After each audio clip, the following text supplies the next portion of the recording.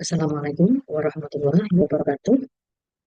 Dari manajemen pemasaran hari ini yaitu tentang membentuk positioning merek, menciptakan ekuitas merek, menentukan strategi produk, menghadapi persaingan.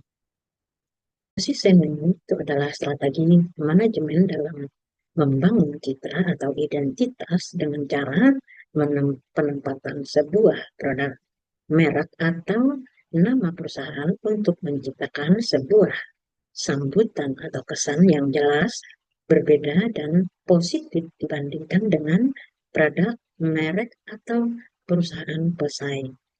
Bentuk-bentuk positioning yang pertama yaitu positioning menurut atribut. Perusahaan memposisikan dirinya berdasarkan atribut atau fitur spesifik, misalnya ukuran, keamanan, komposisi bahan, pengalaman dalam bidang yang digeluti, dan seterusnya. Dua, positioning menurut manfaat. Dalam pengertian ini, produk diposisikan sebagai pemimpin dalam suatu manfaat tertentu. Misalnya, pasta gigi, mencegah kerusakan gigi, menyegarkan mulut, menjaga kesehatan gusi, dan seterusnya. Tiga, positioning menurut penerapan dan penggunaan. Produk diposisikan sebagai alternatif terbaik untuk situasi pemakaian atau aplikasi tertentu. 4. Positioning menurut pemakai. Produk diposisikan sebagai pilihan terbaik untuk kelompok pemakai tertentu. 5. Positioning menurut pesaing. Klaim produk dihubungkan dengan posisi persaingan terhadap pesaing utama. 6. Positioning menurut kategori produk. Produk diposisikan sebagai pemimpin dalam kategori produk tertentu. 7. Positioning menurut harga. Perusahaan berusaha menciptakan kesan atau citra yang berkualitas tinggi lewat harga premium atau sebaliknya, yang menekankan pada harga murah sebagai indikator nilai. Prosedur dan langkah positioning. Yang pertama yaitu menentukan produk atau pasar yang relevan. Suatu produk umumnya dimaksudkan untuk memenuhi lebih dari satu keinginan atau kebutuhan. 2. Pendataan kebutuhan pelanggan. Untuk melakukan positioning dengan tepat, maka marketer perlu mendata semua kebutuhan dan keinginan yang mungkin dapat dipenuhi oleh semua produk. 3. Mengidentifikasi pesaing, baik pesaing primer maupun pesaing sekunder. Pesaing primer adalah pesaing-pesaing yang bersaing untuk memenuhi kebutuhan inti, sedangkan pesaing sekunder adalah pesaing-pesaing tak langsung, yaitu mereka yang tidak langsung muncul di pikiran bila mana seseorang sedang berpikir mengenai keinginan atau kebutuhan konsumen. 4.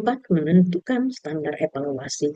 Menentukan cara dan standar yang digunakan konsumen dalam mengevaluasi pilihan untuk memenuhi kebutuhan mereka. Biasanya, seseorang akan mengevaluasi berbagai alternatif pemecahan masalah yang dihadapinya dengan cara dan berdasarkan standar-standar tertentu. Dalam hal ini, perusahaan perlu melakukan riset pemasaran agar dapat memahami cara dan standar yang digunakan konsumen dalam evaluasi keputusan pembelian. 5. Yaitu membuat perceptual mengetahui bagaimana persepsi konsumen terhadap posisi pesaing. Pemasar perlu mengidentifikasi posisi yang ditempati pesaing dengan menggunakan perceptual mark yang didasarkan pada atribut produk, situasi pemakai, atau kelompok pemakai. 6. Mengidentifikasi kesenjangan posisi. Mengidentifikasi senjang atau gap pada posisi yang ditempati melalui analisis terhadap posisi berbagai produk yang saling bersaing, maka dapat ditentukan daerah-daerah atau aspek-aspek yang belum tergarap maupun yang telah digarap oleh banyak pesaing. 7. Merencanakan dan melaksanakan Strategi positioning. Setelah pasar sasaran ditentukan dan posisi yang dikehendaki ditetapkan, maka pemasar harus merancang program pemasaran yang dapat memastikan bahwa semua informasi mengenai produk atau merek yang disampaikan kepada pasar akan menciptakan persepsi yang diinginkan dalam benak konsumen. Jantung dari strategi positioning ini adalah kampanye promosi.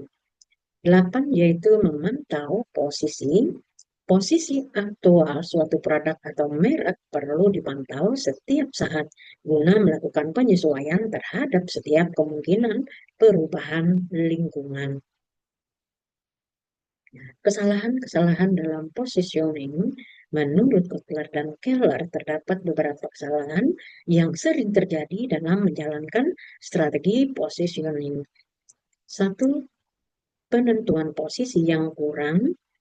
Produk tersebut tidak memiliki posisi yang jelas sehingga dianggap sama saja dengan kerumunan produk lainnya di pasar. Masalahnya, konsumen tidak bisa membedakan dengan merek lain. 2. Penentuan posisi yang berlebihan. Pemasar terlalu sempit memposisikan produknya sehingga mengurangi minat konsumen yang masuk dalam segmen pasarnya. 3. Penentuan posisi yang membingungkan. Pemasar terlalu banyak menekankan atribut yang terlalu banyak pada produknya, sehingga konsumen mengalami keraguan. 4.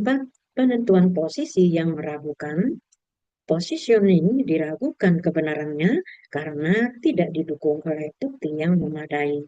Konsumen tidak percaya karena selain tidak didukung oleh bukti yang kuat atau marketing mix yang ditetapkan, tidak konsisten dengan keberadaan produk. Menciptakan ekuitas merek. Untuk menciptakan sebuah ekuitas merek, lebih dulu kita harus mengetahui apa pengertian dari istilah tersebut. Brand equity ini merupakan sebuah nilai positif atau citra baik yang dibawa oleh brand perusahaan atau brand bisnis ke hadapan masyarakat secara luas. Equity brand merupakan hal yang berkaitan dengan keterlibatan batin atau emosi konsumen ketika melihat brand produk maupun jasa dari perusahaan yang menawarkan. Sebuah bisnis dikatakan berhasil mendapatkan ekuitas atau citra merek di hadapan masyarakat ketika istilah khusus menjadi istilah umum. Untuk menciptakan ekuitas merek ini, perusahaan perlu melakukan upaya menciptakan inovasi dan mempertahankan layanannya dalam waktu lama. Terdapat 5 dimensi utama dalam menciptakan brand equity perusahaan. Kelima dimensi ini berdasarkan pendapat dari David Iker yang diantaranya adalah 1. Brand awareness. Brand awareness itu adalah kesadaran merek yang dibangun oleh perusahaan kepada konsumen. Sebagai salah satu cara menciptakan ekuitas merek melalui brand awareness, masyarakat menjadi lebih mudah mengidentifikasi merek produk. Kesadaran merek dapat membantu bisnis disadari oleh masyarakat luas di tengah gempuran keluaran produk serupa di pasaran. 2. Brand association. Brand association itu adalah peningkatan kesadaran merek yang sebelumnya sudah didapatkan. Setelah masyarakat sadar akan brand produk maupun jasa, asosiasi atau pemikiran positif terhadap produk maupun jasa membantu proses pemasaran dari tim marketing. 3.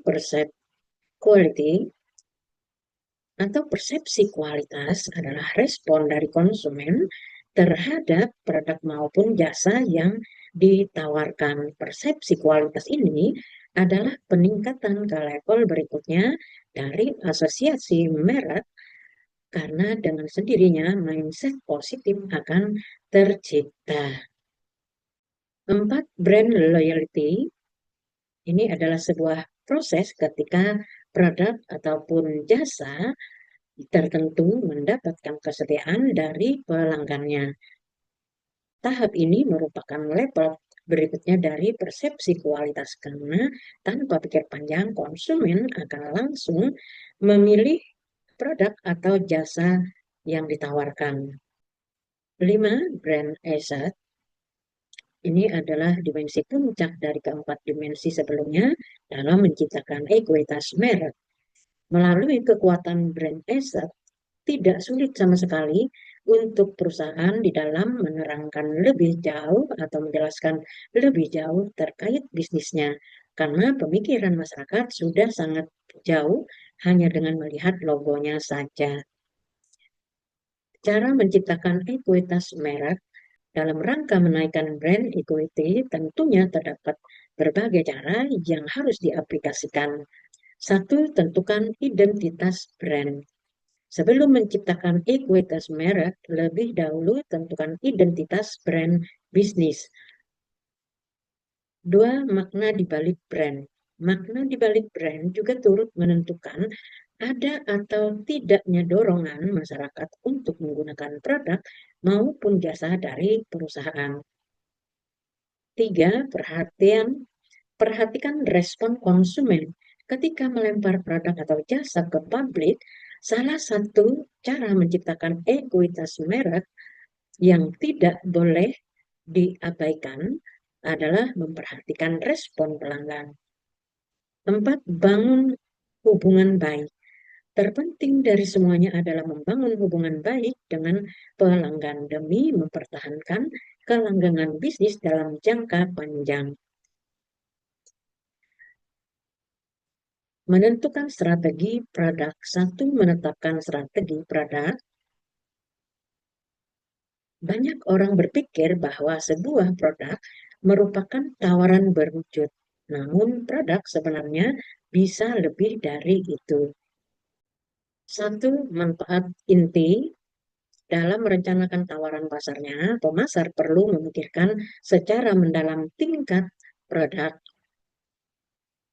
Kemudian yang kedua yaitu produk yang ditingkatkan. Tingkat produk. Dalam tingkat produk terdapat manfaat inti, terdapat produk dasar, lalu produk yang diharapkan, lalu juga dapat produk yang ditingkatkan. Juga terdapat calon produk. Klasifikasi produk di sini juga terdapat klasifikasi produk berdasarkan ciri-cirinya yaitu daya tahan, wujud, penggunaan, kemudian pada ketahanan dan keberwujudan, yaitu barang yang tidak tahan lama, lalu juga terdapat barang yang tahan lama dan jasa. Klasifikasi barang konsumen di sini terdapat barang sehari-hari, barang toko, barang khusus, barang yang tidak dicari.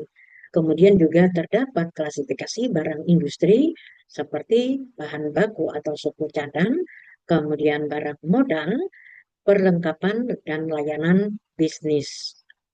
Diferensiasi berdasarkan ukuran, dosis, bentuk, warna, lapisan luar, dan masa fungsi. Yaitu terdiri dari fitur, mutu kinerja, mutu kesesuaian, daya tahan, keandalan, dan mudah diperbaiki, serta gaya style. Diferensiasi jasa, di sini terdapat kemudahan dalam pemesanan, kemudian pengiriman, lalu juga pemasangan, pelatihan pelanggan, konsultasi pelanggan, pemeliharaan, dan perbaikan. Oke, demikian materi hari ini. Wassalamualaikum warahmatullahi wabarakatuh.